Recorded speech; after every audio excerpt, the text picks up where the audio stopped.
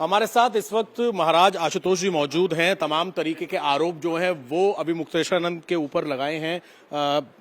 आपने आज एक प्रेस कॉन्फ्रेंस की, तमाम तरीके के आरोप लगाए हैं। इस पूरे मामले में क्या सबूत हैं जो आप बताना चाहते हैं? आरोप नहीं, मैंने सिद्ध किया है। मैंने सभी साक्ष्य प्रमाणित करके सभी चीज दिया है। जो जो इन्होंने किया है, जो जो अभियुक्त के नाम आए हैं, उसमें प्रकाश उपाध्याय हैं, जो बाढ़ पीड़ित इलाकों से नाबालिग भटुओं को लेके आते हैं, खरीद के लाते हैं आश्रमों में रखने शिक्षा के नाम पर। फिर उनके साथ जो वीआईपी आते हैं उनको कुकर्म के लिए पेश करते हैं, रात में परोसने का काम करते हैं। अरविंद मिश्रा वह भी भटकुओं को कोई सहयोग करता है अंदर अभिमुक्तेश्वरानंद के कमरे तक ले जाने के लिए, और बाद में वह भी कुकर्म भटकुओं के साथ करता है।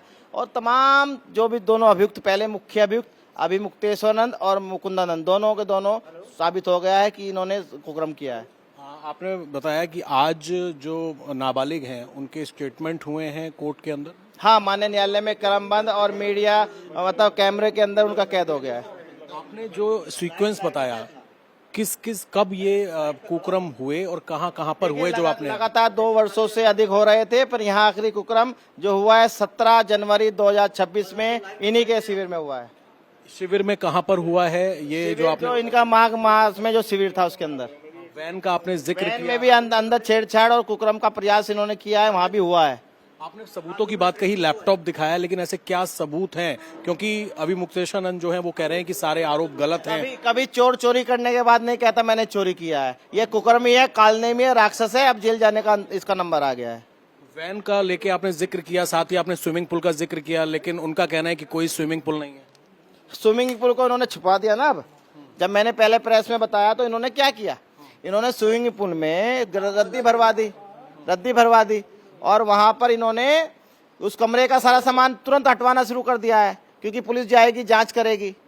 तो सभी चीजें वहां है और वहां कुकर्म वहां भी होता है। स्विमिंग पूल से क्या ये साबित हो जाएगा कुकर्म नहीं हुआ? कुकर्म तो हुआ है, मेडिकल में आ गया है, बच्चों के बयानों में आ गया है, वो सारे सबूत हैं, गवाह हैं। आखिरी सवाल, आपने जिस तरीके के एलिगेशन लगाए हैं, आपने शिकायत की है, पुलिस से आप संपर्क में हैं?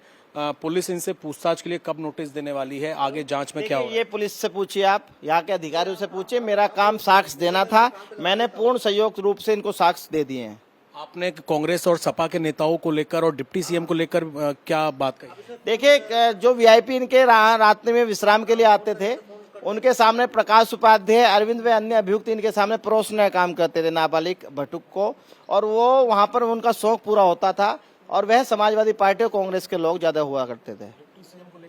डिप्टी सीएम ने प्रदर्शन, जो धरना इन्होंने ड्रामा किया था, जो माघ मेले में करोड़ों लोगों को स्नान करने से वंचित किया जाम लगाकर, उस धरने को इन्होंने भड़काने के लिए उनको कहा कि जब मैं आऊंगा, जब धरना समाप्त करना और पानी आपको आके पिलाऊंगा।